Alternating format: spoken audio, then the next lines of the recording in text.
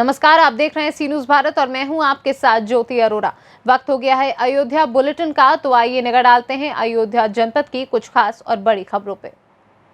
बांग्लादेश में हिंदुओं पर हो रही हिंसा पर बजरंग दल कार्यकर्ता भड़क उठे। रामनगरी के नया घाट चौराहे पर बजरंग दल के कार्यकर्ताओं ने बांग्लादेश के प्रधानमंत्री शेख हसीना का पुतला फूंका। बांग्लादेश के प्रधानमंत्री के विरोध में जमकर नारेबाजी की। वहीं 150 दुर्गा पंडालों में आग लगाई गई। 12 हिंदुओं की जान जा चुकी है, जिसके लिए विश्व हिंदू परिषद बजरंग दल के साथ देशव्यापी आंदोलन कर रहा है। हिंदू परिषद के कार्यकर्ताओं ने राष्ट्रपति को संबोधित 5 सूत्रीय ज्ञापन सौंपा है।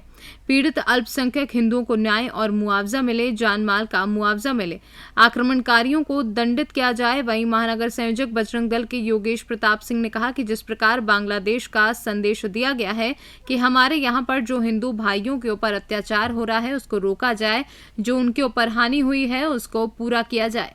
देश में हिंदुओं के साथ घटनाएं हो रही हैं, अयोध्या में विरोध है, क्या आप मानते हैं? और क्या आगे की रणनीति क्या होगी? क्या लड़ाई कहाँ तक जाएगी? देखिए, जिस तरीके से बांग्लादेशियों ने और वहाँ के प्रधानमंत्री शेख हसीना ने अपने इस्लामिक आतंकवादियों से हमारे हिंदू समाज के लोगों का कत्ल किया, हमारे बहन बेटियों का इज्जत लूटने का काम किया और हमारे हिंदू समाज को धर्म परिवर्तन के लिए मजबूर किया, तो मैं कहना चाहता हूं, अयोध्या के धरती से मैं चेतावनी भी देना चाहता हूं। अब बदलना है तो धर्म मत बदलो, अपनी मानसिकता का बदलो। और कत्ल करना है तो अपने अंदर जो शैतान है उस शैतानियत का कत्ल करिए। ये हमारे कुरान और हदीस में नहीं लिखा हुआ है कि किसी के बहन बेटियों का इज्जत लूटिए, किसी के साथ आप खिलवाड़ करिए और किसी को धर्म परिवर्तन करने के लिए मजबूर करिए।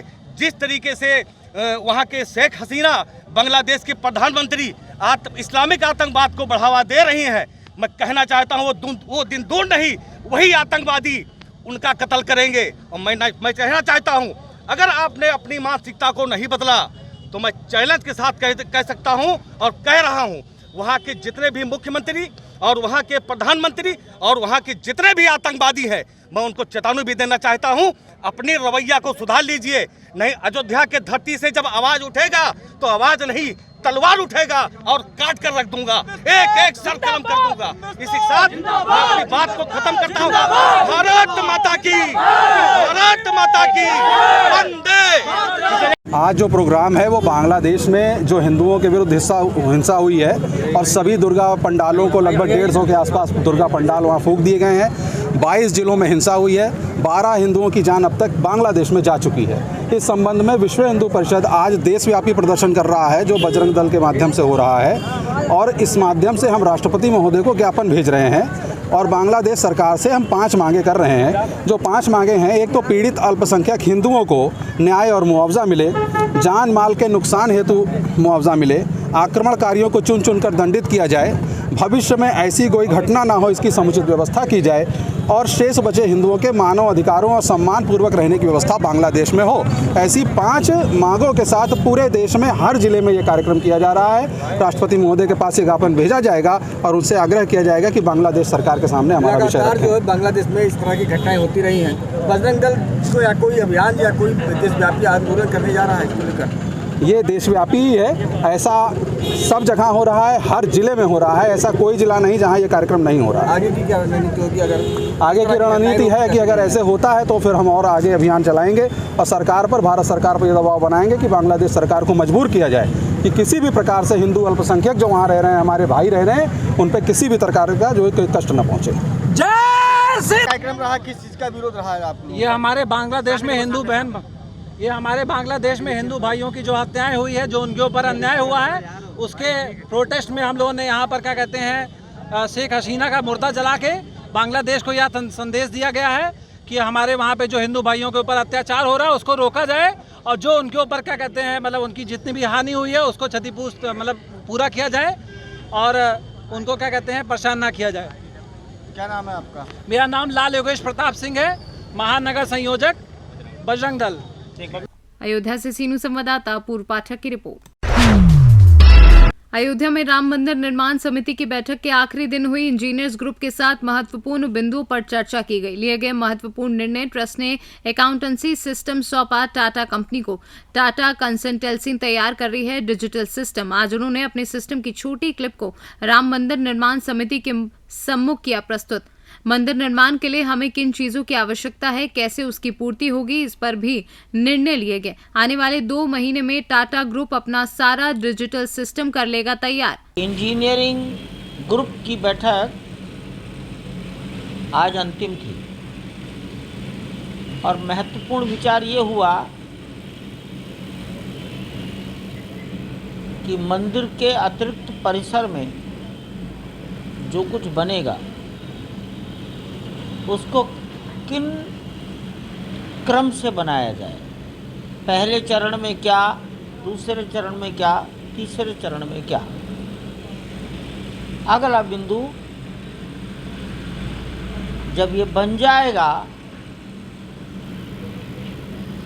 हमारे पास कितनी पानी की खपत होगी, वर्षा काल में पानी कहाँ जाएगा, जो कुछ अंदर मिलेगा कचरा, सीवर का पानी, उसका ट्रीटमेंट करने की प्लानिंग क्या होगी। यानी टोटल कैंपस पर्यावरण के अनुकूल इको फ्रेंडली कैसे बनेगा। ये भी आज विचार हुआ कि जब मेला होगा अधिकतम पानी की खपत कितनी हो सकती है। अगर 10 लाख 11 लाख लीटर पानी रोज़ आवश्यकता पड़ी तो आएगा कहाँ से।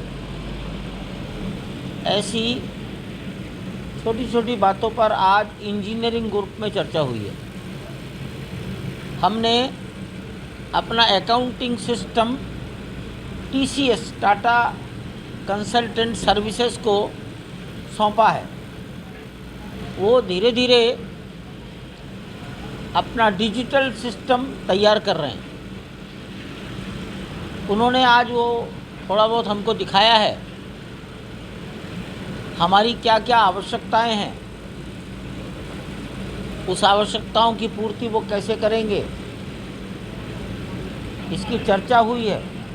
2 महीने से उनके साथ कार्य चल रहा है, काफ़ी कुछ काम कर लिया है और आज ऐसा लगा कि आगामी 2 मास में टाटा कंसल्टेंट सर्विसेज TCS अपना सब कुछ तैयार कर लेगा और 2 महीने के बाद अर्थात by the end of December हमारा सभी अकाउंटिंग सिस्टम टाटा कंट्रोल करेगा या टाटा डिजिटली उसको मैनेज करेगा।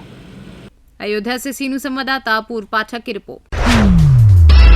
राष्ट्रीय स्वयं संघ के 5 दिवसीय अखिल भारतीय शारीरिक वर्ग शाखा के तीसरे दिन सरसंघचालक मोहन भागवत भी शामिल हुए। इस दौरान परिचय सत्र के साथ बौद्धिक और शारीरिक वर्ग का अभ्यास कराया गया। अयोध्या के विश्व हिंदू परिषद मुख्यालय कार सेवकपुरम में 5 दिवसीय अखिल भारतीय शारीरिक वर्ग शाखा लगाई गई है। 1992 के बाद पहली बार इतनी बड़ी शाखा अयोध्या में लाई गई है, जिसमें 45 राज्यों से 450 संघी कार्यकर्ताओं को शामिल किया गया है। इन अभ्यास वर्ग के तीसरे दिन संघ प्रमुख मोहन भागवत सहित सरकारवाह दत्तोत्रेय हौसबोले, सह कार्यवाह कृष्ण गोपाल, कार्य समिति के सदस्य भैयाजी जोशी व अन्य लोग शामिल हुए। अयोध्या से सीनू संवाददाता पूर्व पाठक की रिपोर्ट। 69,000 शिक्षक भर्ती के तृतीय चरण की काउंसलिंग के पश्चात रिक्त रह गए पदों पर चौथे चरण की काउंसलिंग कराए जाने की मांग को लेकर प्रतीक्षारत अभ्यर्थियों ने सांसद लल्लू सिंह को ज्ञापन सौंपा है। शिक्षक भर्ती के प्रतीक्षारत अभ्यर्थी सुनील कुमार तिवारी व आलोक कुमार पांडे ने सांसद लल्लू सिंह को दिए गए ज्ञापन के माध्यम से मांग की है कि तृतीय चरण की काउंसलिंग के बाद विभिन्न कारणों से 1,000 पद रिक्त हैं, क्योंकि न्यूनतम उत्तीर्णक प्राप्त लगभग 70,000 अभ्यर्थी प्रतीक्षा सूची में उपलब्ध हैं। इसलिए अगली चयन जिला आवंटन सूची का जारी किया जाना हम बेरोजगारों के लिए अति आवश्यक है। ज्ञापन के माध्यम से मांग की गई कि मिशन रोजगार का सम्मान करते हुए चतुर्थ चयन जिला आवंटन सूची जारी की जाए। ज्ञापन दिया है, किन मामलों को लेकर के ज्ञापन दिया और क्या मांग? 69,000 भर्ती के तृतीय काउंसलिंग के पश्चात अभी लगभग 1,000 पद रिक्त हैं, जिस पर हम लोग चौथी सूची जारी करवाना चाहते हैं। और यह अपनी सूचना माननीय मुख्यमंत्री जी तक पहुंचाने के लिए हमने माननीय सांसद जी को अपना ज्ञापन दिया है। क्या आश्वासन दिया? उन्होंने लेटर बना के दिया और कहा आपकी बात मैं माननीय मुख्यमंत्री जी तक पहुंचा दूंगा, क्योंकि अभी भी 1000 पद रिक्त है, जिसकी सूचना हम लोगों ने जन सूचना के माध्यम से एकत्रित कर लिया है। हर जिलों से डाटा हम लोगों के पास आ गया है और हम माननीय मुख्यमंत्री से यही कहना चाहेंगे कि जो 69,000 में 1000 पद रिक्त है उस पर चौथी सूची जारी करके हम सबको भी बेसिक शिक्षा में सेवा का अवसर दें, क्योंकि तृतीय काउंसलिंग वालों का विद्यालय आवंटन अभी नहीं हुआ है, लेकिन उनका वेतन निर्गत कर दिया गया है। इसलिए अब उनके इंतजार की कोई आवश्यकता नहीं है और चौथी सूची के लिए रिक्तियों की संख्या भी माननीय सचिव के द्वारा मांग ली गई है। अब चौथी सूची जारी करके हम सबको भी सेवा का अवसर दें। क्या नाम आपका? मेरा नाम आलोक कुमार पांडे। 4,000 शिक्षक भर्ती की जो तृतीय चरण की काउंसलिंग हुई है उसमें लगभग 1,000 पद खाली है। जो डाटा हम लोगों को जन सूचना अधिकार के तहत आरटीआई के माध्यम से प्राप्त हुआ है, हम सरकार से निवेदन करते हैं कि मिशन रोजगार के तहत उस 1,000 पदों पर जो अवशेष बच्चे प्रतीक्षा सूची में हैं उनको नियुक्ति दी जाए और उनको बेसिक में सेवा करने का अवसर दिया जाए। आप लोग कभी मंत्री जी से मिले इस मामले को लेकर के? हम और आलोक पांडे जी लगभग 4 बार जो है माननीय शिक्षा मंत्री जी से मिल चुके हैं। उन्होंने आश्वासन देते हैं कि आप लोग पेपर में देखते रहिए, आपको सूचना दी जाएगी। और हम लोग कई बार लगभग 10 से 15 बार सचिव, डीजी मैम, सभी लोगों से, बेसिक शिक्षा के अधिकारियों से मुलाकात की है। उन लोगों को तरफ से जो आश्वासन दिया जा रहा है वो अब हमको धरातल पर नहीं दिख रहा है। हम निवेदन करते हैं कि आप किसी तरीके से भी अब हम लोगों को नियुक्ति दी जाए और जो पद खाली हैं उस पर। सुशील तिवारी। अयोध्या से सीनू संवाददाता पूर्व पाठक की रिपोर्ट। डीसीएम ड्राइवर की संदिग्ध मौत के मामले में पीड़ित परिवार ने ट्रक ड्राइवर का हत्या का आरोप लगाते हुए शव रखकर रोड जाम कर उचित कार्यवाही की मांग की। मामले की सूचना पर पहुंची पुलिस ने मामले की जानकारी ली। मामला अयोध्या जनपद के कोतवाली नगर क्षेत्र शहादत अली खां की छावनी के रहने वाले मृतक ड्राइवर के परिजनों ने बताया कि वह डीसीएम से पेंट कर निकले थे, लेकिन सूचना मिली कि उनका शव सीतापुर में मिला है।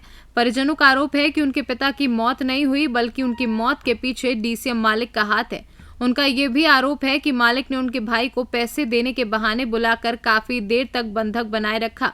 किसी तरह वह वापस आया तो वहीं दूसरी ओर पुलिस प्रशासन पर रिपोर्ट दर्ज न करने का भी आरोप लगाया। पीड़ित परिवार की मांग है कि उनके परिवार को मुआवजा मिलना चाहिए व भाई को नौकरी मिलनी चाहिए। 13 तारीख तक उनसे फ़ोन पे बात हुई, उसके बाद बात नहीं हुई। और उसके बाद गाड़ी मालिक जो हैं उन्होंने मेरे छोटे भाई को 15 तारीख से बुलाने लगे कि आपके पापा ने कहा है कि आके पैसा ले लो।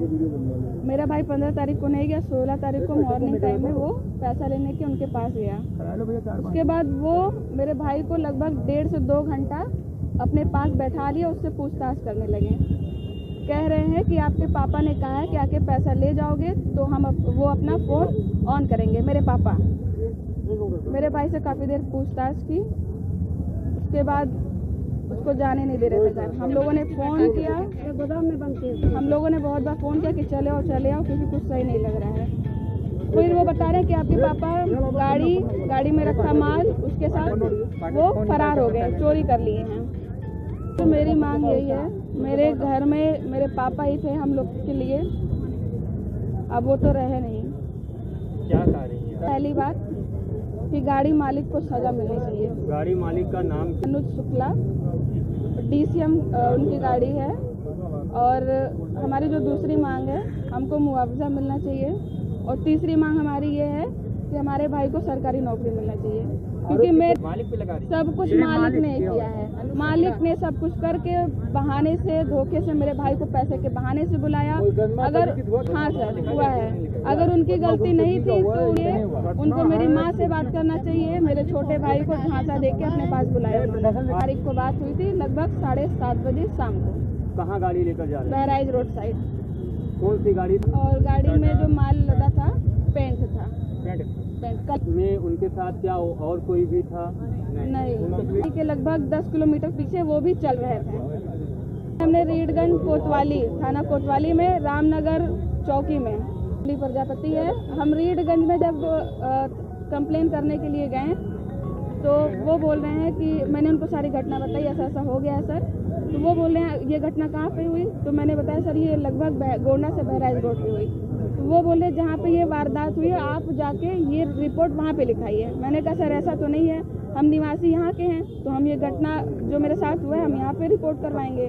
तो कह रहे हैं उसमें वो तरह तरह की बात बनाने लगे कि आप ट्रेन में जा रही हो, आपका पैसा चोरी हो जाए तो घर आएंगी लेने की, पुलिस स्टेशन जाएंगे लेने की, ट्रेन मिलेंगी, ऐसा ऐसा। लग रहा है। उसके बाद उन्होंने साफ मना कर दिया कि यहाँ से कुछ नहीं होगा, आप जाइए। आप मुकदमा लिखवाने के लिए रीडगंज कब गई थी, कौन सी? 16 तारीख को सुबह पता चला कि मेरे पास हैं, उनके साथ जरूर कुछ गलत हुआ है। और गाड़ी मालिक की ये पॉइंट वाली बात उन्होंने चोरी से मेरे भाई को बुलाया झांसा देके। फिर उन्होंने ये बात भी कही कि पैसा देने के बाद मेरे पापा फ़ोन ऑफ किए थे, पैसा देने के बाद वो ऑन कर लेंगे। तो ये सब क्या मैटर है? ये सब मैंने सारी बात पुलिस को बताते रहे कि सर कुछ गलत हो रहा है, मेरे पापा के साथ कुछ गलत हो रहा है, लेकिन कोई सुनवाई नहीं। अयोध्या से सीनू संवाददाता पूर्व पाठक की रिपोर्ट। अयोध्या बुलेटिन में फिलहाल के लिए इतना ही। आप देखते रहिए सी न्यूज़ भारत।